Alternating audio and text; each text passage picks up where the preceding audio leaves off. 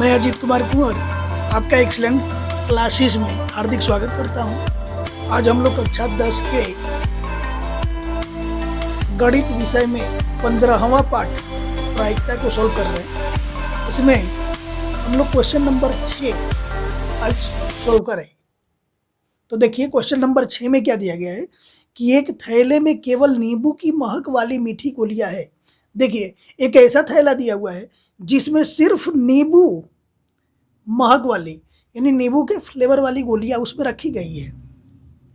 मालिनी बिना झांके थैले में से एक गोली निकालती है।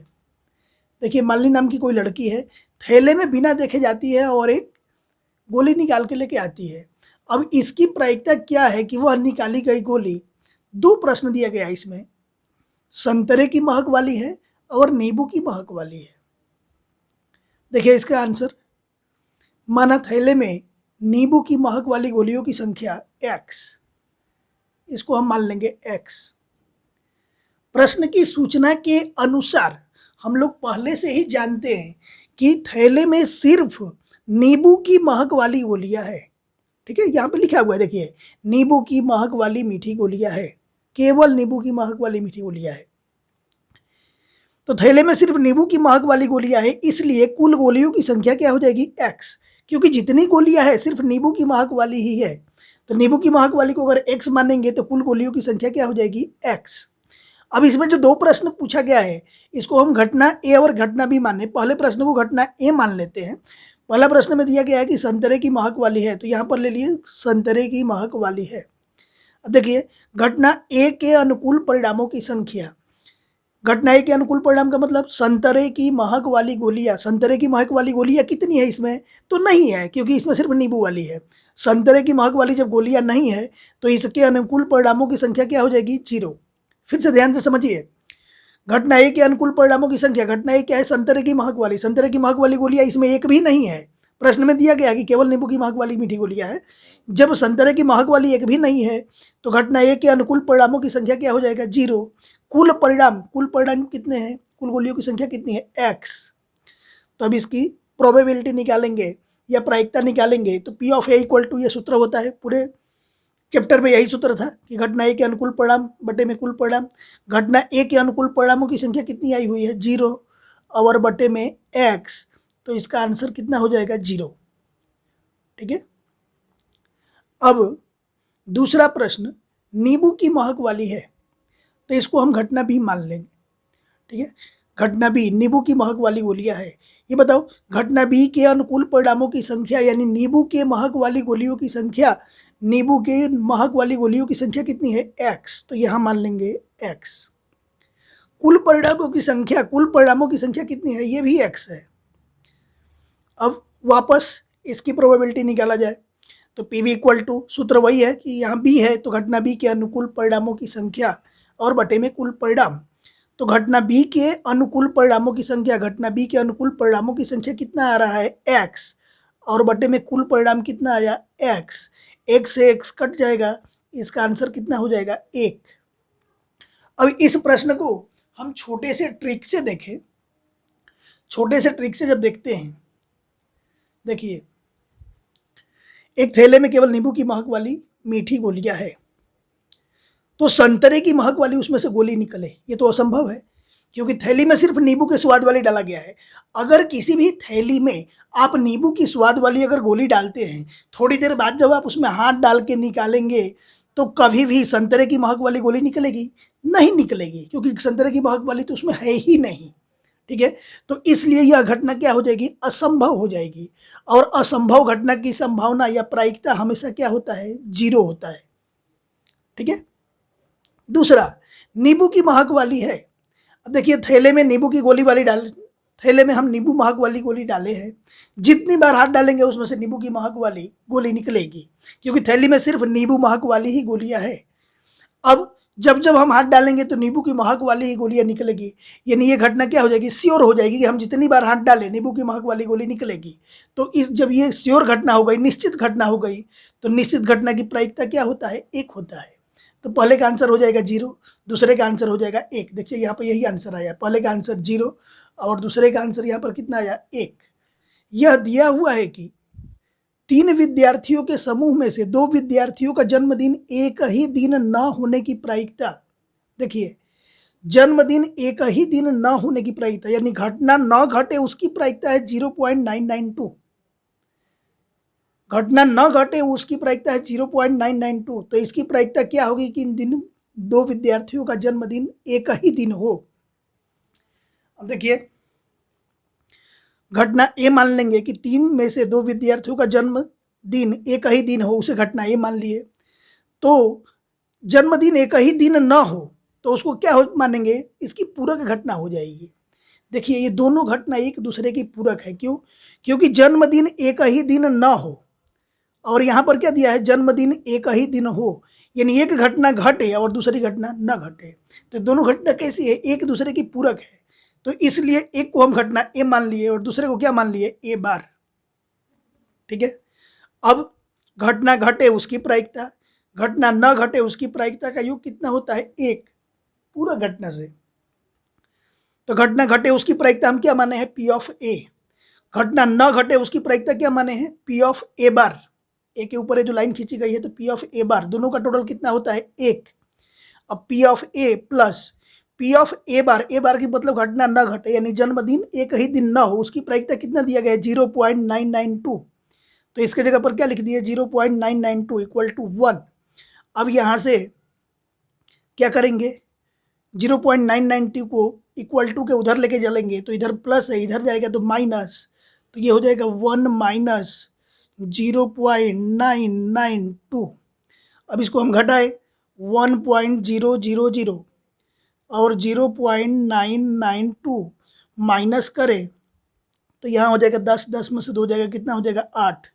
यहाँ 9 में से 9 जाएगा 0, यहाँ 9 में से 9 जाएगा 0 और यहाँ पर भी 0 रहेगा, 0.008। यही इसका आंसर हो जाएगा 0.008, ये इसका आंसर। ये तो रफ काम में हो गया, इसको काट दो। ठीक है, अब आठवां प्रश्न हम लोग देखते हैं। आठवां प्रश्न में ये बहुत ही आसान प्रश्न है। एक थैले में 3 लाल, देखिए एक थैला है जिसमें लाल रंग की कितनी गेंद है, 3। तो यहाँ लाल रंग के गेंदों की संख्या हम लिख देंगे 3। 5 काली गेंदें हैं तो काले रंग की गेंदों की संख्या कितनी है, 5। कुल गेंदों की संख्या कितनी हो जाएगी, 8। देखिए एक थैले में 3 लाल और 5 काली गेंद है, इस थैले में से एक गेंद यादृच्छिया निकाली जाती है। यादृच्छिया मतलब रेंडमली होता है। रेंडमली का मतलब क्या, बिना किसी भेदभाव के, बिना कुछ सोचे थैले में हाथ डाले और मगज में ऐसा नहीं सोचे कि अपने को पीला वाला ही निकालना है या लाल वाला ही निकालना है या काला वाला ही निकालना है, बिना कुछ सोचे समझे एक गेंद निकाल ले, उसको कहते हैं यादृच्छिया। ठीक है, यादृच्छिया रूप से निकाली जाती है। तो इसकी प्रायिकता क्या है कि वह गेंद लाल रंग की हो। 2 प्रश्न इसमें पूछा गया है, लाल रंग की हो उसकी प्रायिकता, लाल रंग की ना हो उसकी प्रायिकता। देखिए लाल रंग की हो, लाल रंग की ना हो, ये भी दोनों घटना क्या है, एक दूसरे की पूरक है। एक पी ऑफ ए हो जाएगा तो दूसरा पी ऑफ ए बार हो जाएगा। ठीक है, इसको अगर ए मान लेंगे तो पी ऑफ ए निकालना है, और लाल रंग की ना हो तो इसको हम क्या मान लेंगे, ए बार मान लेंगे। ठीक है, तो यहाँ पर देखिए कुल गेंदों की संख्या कितनी आई है, 8। तो इसलिए कुल घटना कितनी हो जाएगी, 8, यानी अपने को बटे में हमेशा 8 लिखना है। पहला प्रश्न पूछा गया कि लाल रंग की गेंदों की संख्या कितनी है, 3, और बटे में कुल गेंद कितनी है, 8। तो इसका ये आंसर हो जाएगा 3/8। हल कैसे करेंगे तो बता दूंगा। दूसरा, लाल रंग की ना हो, ऐसे कितनी गेंद है जो लाल रंग की ना है, तो देखिए यहाँ पे 5, ये लाल रंग की नहीं है, ये निकाला है, तो ये हो जाएगा 5 और बटे में 8। इसका आंसर हो जाएगा 5/8। अब इसको हल करते हैं, कैसे हल करेंगे। घटना ए लाल रंग का हो तो घटना ए के अनुकूल परिणामों की संख्या, घटना ए के अनुकूल परिणाम, घटना ए के अनुकूल परिणाम क्या है, देखिए यहाँ पर लाल रंग वाला, लाल रंग के परिणाम कितने हैं, 3। कुल परिणामों की संख्या, कुल परिणाम कितने हैं, कुल घटना कितने हैं, 8। तो यहाँ से आंसर क्या हो जाएगा, 3/8, यानी जिसकी प्रायिकता पूछा जाए वो संख्या ऊपर और बटे में कुल संख्या। ठीक है, सूत्र वही है, घटना ए के अनुकूल परिणामों की संख्या कितनी है, 3, और बटे में कुल परिणाम कितने हैं, 8। अब देखिए दूसरा प्रश्न क्या पूछा गया है, लाल रंग का ना हो। लाल रंग का ना होगा मतलब कि लाल रंग के होने का क्या है, पूरक है। तो यहाँ पर हम लोग पी ऑफ ए बार निकाल देंगे।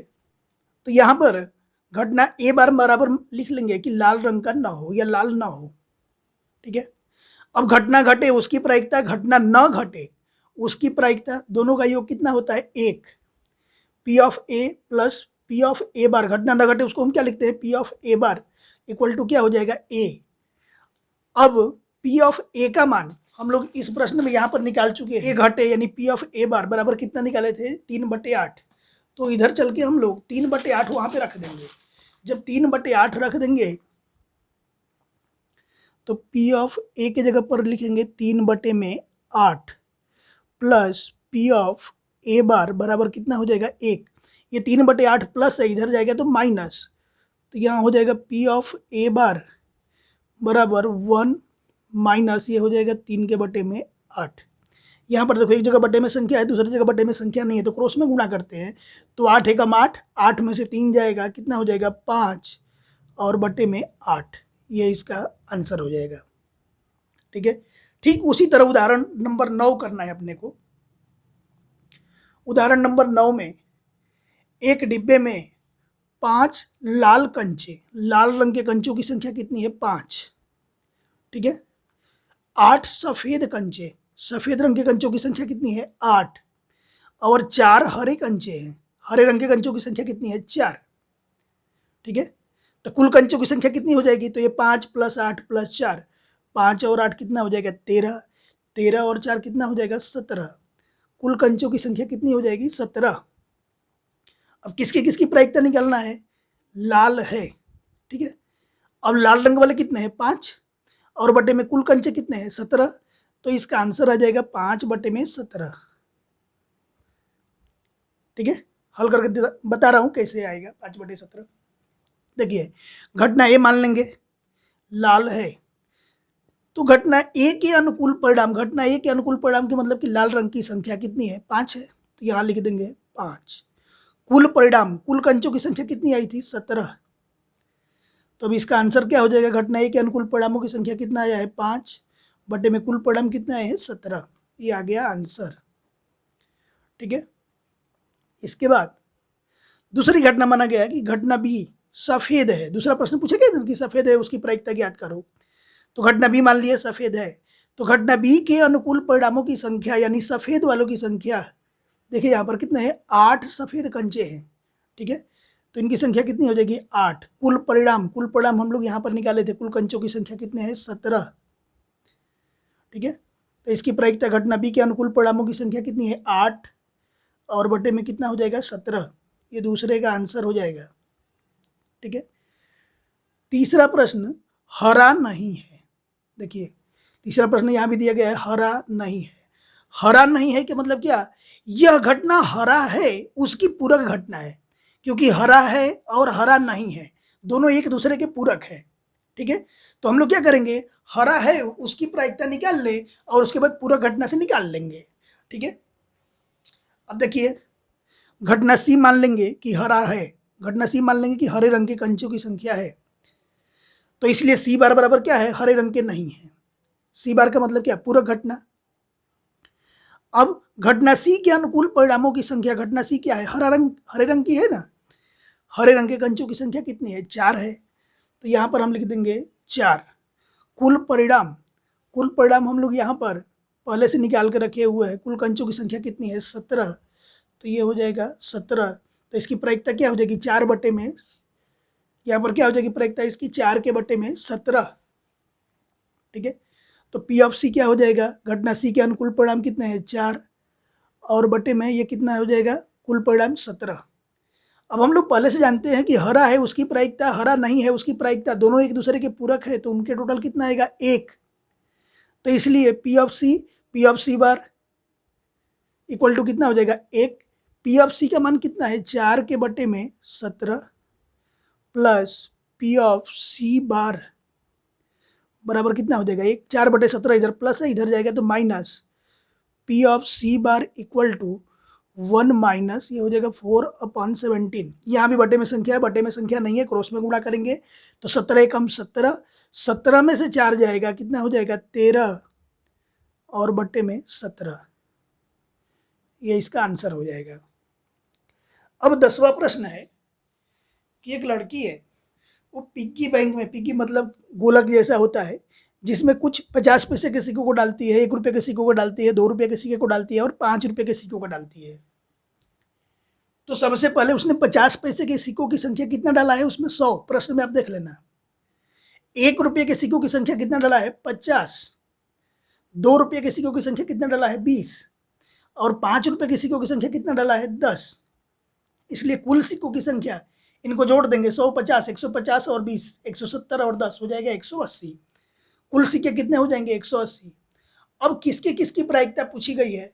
तो पहली प्रायिकता पूछी गई है कि 50 पैसे का होगा, एक सिक्का अगर उसमें से निकाला जाए वह सिक्का 50 पैसे का होगा, इसकी प्रायिकता ज्ञात करो। ठीक है, तो देखिए हम क्या करेंगे, 50 पैसे का होगा, इसकी प्रायिकता ज्ञात करने के लिए इसको घटना ही मान लेंगे कि पिग्गी में से गिरा हुआ सिक्का 50 पैसे का हो, तो घटना ए के अनुकूल परिणामों की संख्या, घटना ए के अनुकूल परिणाम यानी 50 पैसे का हो, इसकी संख्या कितनी है? 50 पैसे के सिक्कों की संख्या यहाँ पर कितना दिया गया है? देखिए यहाँ पे 100 दिया गया है, तो यहाँ पर हो जाएगा ये 100। कुल परिणामों की संख्या, कुल सिक्कों की संख्या कितना था? 180। अब इसकी प्रायिकता निकाला जाए, घटना ए के अनुकूल परिणामों की संख्या कितना दिया गया है? 100 और बटे में कुल परिणाम कितना है? 180। ठीक है, 0 से 0 कट गया, 10 के बटे में 18, 2 से कटा देंगे, 2 पंचे 10 और 2 नवा 18, 5 के बटे में 9। पहले का आंसर आ गया। ठीक है, इसके बाद दूसरा, 5 रुपये का नहीं होगा। देखिए यहाँ पर क्या दिया है? 5 रुपये के सिक्के हैं, इनकी संख्या है 10, तो इसकी पूरक घटना है 5 रुपये का नहीं होगा। ठीक है, देखिए 5 रुपये का नहीं होगा, यह घटना 5 रुपये का होगा कि पूरक घटना है? 5 रुपये का नहीं होगा और 5 रुपये का होगा, दोनों क्या है? एक दूसरे की पूरक घटना है। तो सबसे पहले हम 5 रुपये का होगा, इसकी प्रायिकता निकाल ले, तो घटना बी मान लेंगे कि 5 रुपये का सिक्का होगा, तो बी बार इक्वल टू क्या हो जाएगा कि 5 रुपये का सिक्का नहीं होगा। देखो बी 5 रुपये का सिक्का होगा, तो बी बार क्या हो जाएगा कि 5 रुपये का सिक्का नहीं होगा, क्योंकि दोनों एक दूसरे की पूरक घटना है। अब घटना बी के अनुकूल परिणामों की संख्या, बी क्या है? 5 रुपये का सिक्का हो, 5 रुपये का सिक्का हो, इनकी संख्या कितनी है? 10 और बट्टे में 180 आएगा। देखना, तो घटना बी के अनुकूल परिणामों की संख्या कितनी हो जाएगी? 10, कुल परिणाम कितने हो जाएंगे? 180। तो ये क्या हो जाएगा? इसकी प्रायिकता 10 के बट्टे में 180, 0 से 0 कट गया, ये कितना हो जाएगा? 1 के बट्टे में 18। ये किसकी प्रायिकता है? घटना बी की। घटना बी का मतलब क्या? 5 रुपये का सिक्का होगा, बट अपने को निकालना क्या है? अपने को निकालना है 5 रुपये का नहीं होगा, तो इसका पूरक निकाल दे, यानी बी बार निकाल दे। ठीक है, पी ऑफ बी बार निकाल दे। देखिए पी ऑफ बी का मान कितना है? 1/18, इसको याद रखना। पी ऑफ बी के जगह पर रखेंगे 1/18, पर हम लोग जानते हैं कि पी ऑफ बी और पी ऑफ बी बार दोनों मिलकर कितना हो जाता है? 1। पी ऑफ बी का मान कितना आया था? 1/18 plus P of B bar equal to कितना हो जाएगा? 1। 1/18 इधर प्लस है, इधर जाएगा माइनस, तो इसलिए P of B bar equal to 1 - 1/18। Cross में यहाँ भी गुणा कर देंगे लसा लेने के लिए, तो 18 में 1 का गुणा हो जाएगा 18, 18 में से 1 जाएगा कितना हो जाएगा? 17 और बट्टे में 18। ये हो गया अपना आंसर।